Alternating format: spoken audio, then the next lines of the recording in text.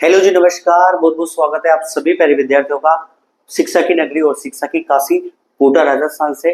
इस important lecture में आज हम बात करने वाले हैं यहाँ पर एक बहुत ही महत्वपूर्ण क्वेश्चन की। और बहुत महत्वपूर्ण क्वेश्चन है हमारा कि रासायनिक समीकरण हम किसे कहते हैं, जो आपके बोर्ड एग्जाम के लिए very very very important question.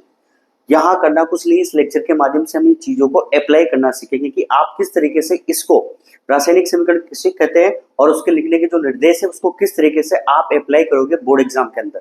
यहाँ पर जो चीजें हैं वो आपको सीखना बहुत जरूरी है। हमें कुछ नहीं करना, बस एक समीकरण लिखनी है। उस समीकरण के माध्यम से हम जो है सारी बातों को यहाँ पर अप्लाई करके लिखेंगे एक स्टेप बाय स्टेप। चलिए देखिए, आप सबसे पहले हम बात करते हैं आपकी समीकरण कौन सी लेंगे। तो जो आपकी एनसीईआरटी में एनसीईआरटी की 1.1 जो आपकी एक्टिविटी है उसमें दिया गया है कि मैग्नीशियम रिबन को किसकी उपस्थिति में जलाते हैं, ऑक्सीजन की में। तो आपके पास क्या प्रोडक्ट बनता है, मैग्नीशियम ऑक्साइड। चलिए देखते हैं। सबसे पहले हम बात करेंगे यहाँ पर कि क्या है।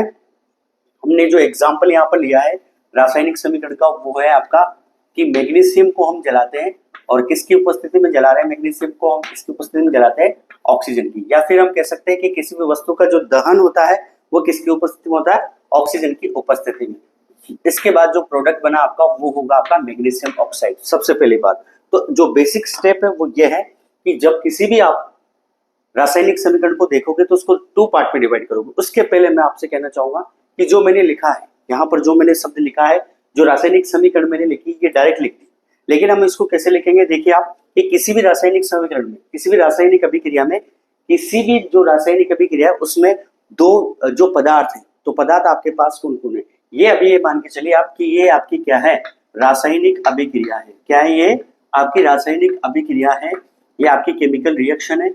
इस केमिकल रिएक्शन में आपके पास जो पदार्थ है, आपके पास जो पदार्थ है उन पदार्थों को प्रतीक चिन्हों के माध्यम से या सूत्रों के माध्यम से प्रदर्शित करते हैं संक्षिप्त रूप में, उसे हम क्या कहते हैं, रासायनिक समीकरण। किसी भी रासायनिक अभिक्रिया में जो पदार्थ है, अब पदार्थ कौन कौन है आप देखिए। सबसे पहले पदार्थ की हम बात करेंगे तो ये आपके क्या है, अभिकारक। क्या है ये आपके अभिकारक, और ये आपका क्या हो गया, उत्पाद। ठीक है, ये आपका क्या होगा, उत्पाद। एक आपका अभिकारक है, एक आपका क्या है, उत्पाद। तो यानी किसी भी रासायनिक अभिक्रिया में जो पदार्थ है, पदार्थ कौन कौन है, अभिकारक और उत्पाद, उनको प्रतीक चिन्हों के माध्यम से या उनके सूत्रों के माध्यम से प्रदर्शित करना रासायनिक समीकरण कहलाता है। तो आप देख सकते हैं यहाँ पर कि हमने मैग्नीशियम को, ऑक्सीजन को जो है प्रतीक चिन्हों के माध्यम से प्रदर्शित कर दिया यहाँ, या सूत्रों के माध्यम से प्रदर्शित कर दिया। तो ये आपकी एक प्रकार से क्या हो गई है, रासायनिक समीकरण। क्या हुई है आपकी रासायनिक समीकरण, यानी कि आपकी केमिकल इक्वेशन हो चुकी है। ये पहली बात। हम दूसरी बात की तरफ चलते हैं। यहाँ पर जो अभिकारक है और जो उत्पाद है उसको कैसे लिखते हैं। तो जो यहाँ पर ये तीर का निशान है, इसके दाएं साइड में, किस साइड में, दाई साइड में। और दाई साइड का मतलब हम क्या समझते हैं कि ये कौन सा पार्ट है इसका, RHS। क्या है इसका, RHS, राइट हैंड साइड। ठीक है, और ये इसका कौन सा पार्ट है, LHS, लेफ्ट हैंड साइड।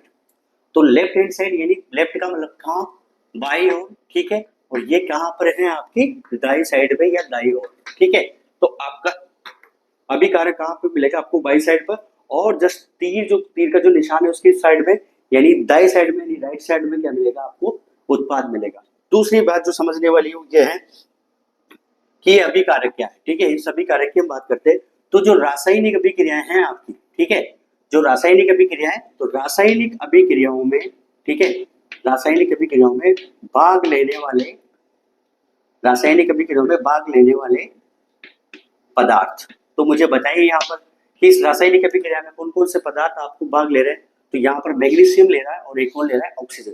तो मैग्नीशियम और ऑक्सीजन दोनों क्या है यहाँ पर, एक प्रकार से क्या है, दोनों अभिकारक है। रासायनिक अभिक्रिया में भाग लेने वाले पदार्थ क्या कहलाते हैं, अभिकारक। उत्पाद की हमने बात कर दी, तो बताइए उत्पाद किस साइड आएगा, राइट हैंड साइड। किस साइड आएगा, राइट हैंड साइड। तो इस राइट हैंड साइड में जो नया पदार्थ बना है आपका, कौन सा नया पदार्थ, तो जो नया पदार्थ बना वो आपका क्या कहलाएगा, उत्पाद।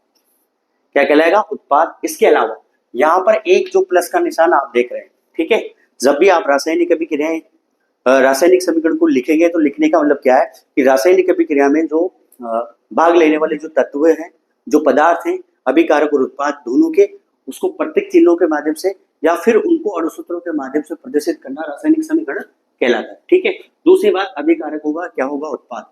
अभिकारक कहाँ होंगे, LHS वाली साइड में। LHS का मतलब लेफ्ट हैंड साइड, और उत्पाद कहाँ होंगे, आरएचएस साइड में, यानी राइट हैंड साइड। अभिकारक क्या होंगे, जो रासायनिक अभिक्रियाओं में भाग लेते हैं। तो मुझे बताइए आपकी इस रासायनिक समीकरण में यहाँ पर कौन कौन जो है भाग ले रहे हैं। तो मैग्नीशियम और ऑक्सीजन दोनों क्या है, अभिकारक, और यहाँ पर जो नया पदार्थ आपका बना हुआ आपका क्या है, उत्पाद। चलिए देखते हैं आगे। इसके अलावा ये प्लस का साइन, ये प्लस का साइन का जो मतलब है वो ये है कि एक से अधिक, ठीक है, क्या है यहाँ पर, एक से अधिक अगर आपके पास अभिकारक है या फिर क्या है, उत्पाद, एक से अधिक आपके पास अभिकारक या उत्पाद है, तो फिर आप किसका क्या काम में लेते हैं, प्लस साइन को काम में लेते हैं। यानी प्लस का जो साइन है आपका, धनात्मक जो चिन्ह है वो क्यों है एक रासायनिक समीकरण में, तो वो इसलिए इस रासायनिक समीकरण में कि एक से अधिक आपके पास अगर अभिकारक है या एक से अधिक आपके पास प्रोडक्ट है, उत्पाद है, तो उनको प्लस के माध्यम से प्रदर्शित करते हैं, जोड़ना। प्लस का मतलब क्या होता है, जोड़ना, ठीक है। यहाँ तक की बात होगी। अगली बात हम करते हैं, दूसरी बात जो समझने वाली है वो ये है कि ये जो समीकरण है, जो रासायनिक अभिक्रिया है, उसको आप पिछली कक्षाओं में पढ़ चुके हैं कि ये किसके नियम की पालना करती है, द्रव्यमान संरक्षण के नियम की पालना करती है। द्रव्यमान संरक्षण के नियम की क्या करती है, पालना करती है। तो द्रव्यमान संरक्षण के नियम की पालना करती है, तो उसके लिए हम यहाँ पर द्रव्यमान संरक्षण के नियम की पालना करती है, तो इसके लिए हम क्या करेंगे, जो रासायनिक समीकरण है इसके दोनों ओर, ठीक है, इस वाले हिस्से में और इस वाले हिस्से में, तो दोनों ओर का मतलब क्या हो गया, अभिकारक, और ये क्या हो गया, उत्पाद, ठीक है। इनके प्रत्येक परमाणु की संख्या को हम क्या करेंगे, समान, ठीक है। देख सकते हैं आप, यहाँ पर मैग्नीशियम है, यहाँ पर क्या है, ऑक्सीजन है, और यहाँ पर भी क्या है, मैग्नीशियम ऑक्साइड। तो दोनों ओर एक रासायनिक जो समीकरण है आपकी, ये रासायनिक समीकरण, इसके दोनों ओर, एक ये वाला हिस्सा हो गया, एक ये वाला हिस्सा हो गया, दोनों ओर जो अभिकारक और उत्पाद है उसके में परमाणु की संख्या कैसी होनी चाहिए, समान होनी चाहिए। अगर नहीं है तो उसको हम क्या करते हैं, बैलेंस, उसको हम क्या करते हैं, बैलेंस। अब आप देख लीजिए, हम मैग्नीशियम जो है उसकी संख्या कितनी, एक, यहाँ पर मैग्नीशियम की संख्या कितनी, एक, दोनों बराबर है, बिल्कुल। आगे बढ़ते हैं, ऑक्सीजन की संख्या यहाँ पर कितनी है, दो, और वहां पर भी ऑक्सीजन की संख्या कितनी है, एक। तो दो और एक इक्वल, समान है क्या परमाणु की संख्या, नहीं है। तो इसको संतुलित करने के लिए ऑक्सीजन जो इसको संतुलित करने के लिए है ना, ऑक्सीजन को यहाँ पर कितना लगाएंगे, दो। जैसे ही दो लगाएंगे तो ये सारा जो कोष्टक है ये सब मल्टीप्लाई होगा, और जैसे मल्टीप्लाई होगा तो फिर मैग्नीशियम की संख्या भी कितनी हो जाएगी, दो, इसलिए इसका भी आगे क्या लगाएंगे, दो। तो कुल मिला के हम इस संक्षिप्त में पहुंचे, इस निर्णय में पहुंचे कि यहाँ पर द्रव्यमान संरक्षण का जो नियम है उसका मतलब यह है कि समीकरण के दोनों ओर अभिकारक और उत्पाद दोनों के जो परमाणु उनकी संख्या में क्या करनी पड़ती है, समान। इसके अलावा एक और जो चीज है वो ये है फिजिकल स्टेट, ठीक है। फिजिकल स्टेट का मतलब क्या होता है, भौतिक अवस्था। क्या होता है, भौतिक अवस्था। तो रासायनिक समीकरण जब हम लिखते हैं तो उसमें आप क्या लिखोगे, इनकी सारी भौतिक अवस्थाएं लिखोगे। जैसा कि मैं आपको पहले लेक्चर में बता चुका हूँ कि भौतिक जो अवस्था है मुख्य रूप से आपको बताई थी, वो तीन होती है। कौन कौन सी आपकी, एक आपकी सॉलिड, एक लिक्विड, और एक क्या होती है, गैस। इसके अलावा मैंने आपको क्या बताया था, एक एक्वस। एक्वस का मतलब जलीय माध्यम। तो आप बताइए यहाँ पर कि जो सोडियम है वो किस फॉर्म, सॉरी मैग्नीशियम जो है वो किस फॉर्म में, सॉलिड यानी ठोस अवस्था में, ऑक्सीजन किस अवस्था में, गैस अवस्था में, और इसके अलावा ये जो मिलेगा आपको किस अवस्था में मिलेगा, सॉलिड अवस्था यानी ठोस अवस्था में। तो रासायनिक समीकरण को लिखने के जो निर्देश है उसमें हम भौतिक अवस्था को भी प्रदर्शित करते हैं, भौतिक अवस्था को प्रदर्शित करते हैं कि कौन सी जो है, कौन सा अभिकारक या जो परमाणु है, जो तत्व है, वो कौन सी भौतिक अवस्था में, ठीक है। इसके अलावा विशेष कंडीशन अगर है, क्या है, विशेष कंडीशन, विशेष परिस्थिति है, तो विशेष परिस्थितियों में हम ताप, दाब, ठीक है, और इसके अलावा क्या होगा, उत्प्रेरक। ताप और दाब और जो उत्प्रेरक हैं उसको हम जो तीर का निशान है, ये तीर का निशान इसके ऊपर या फिर नीचे इसको लिखते हैं, ठीक है। विशेष परिस्थितियों में हम यहाँ पर जैसे कोई रिएक्शन हो रही है, कोई रासायनिक अभिक्रिया हो रही है, तो उस रासायनिक अभिक्रिया होने के लिए इतने ताप की आवश्यकता है, इतने दाब की आवश्यकता है, या फिर ये जो उत्प्रेरक है इसको हम मिलाएंगे तब ये रासायनिक अभिक्रिया संपन्न होगी।